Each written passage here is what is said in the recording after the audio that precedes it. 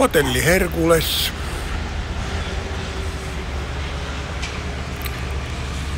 Siellä on meidän valkoinen auto. Tämä on tällaista Torremolinos ja Benalmadenan korkeaa asutusta. Ei ihan yhtä korkeaa kuin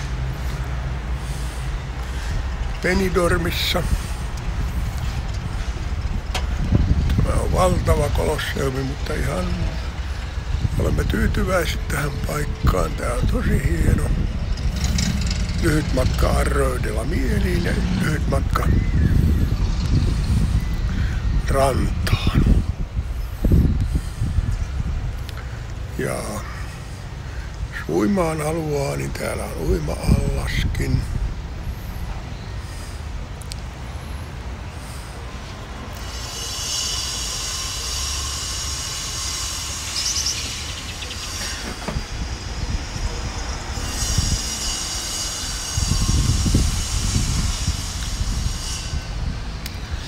Kyllä täällä on ollut mukava asustella tuhansia vuosia.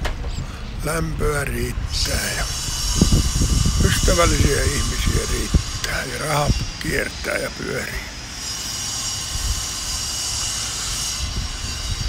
Ja tuolla on vuoret takana.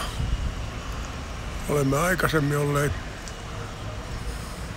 pitkiäkin aikoja tuolla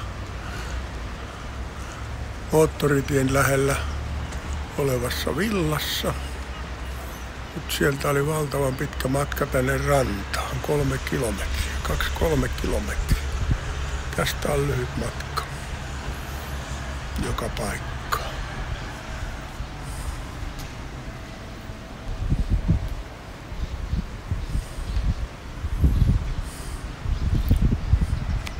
Adios.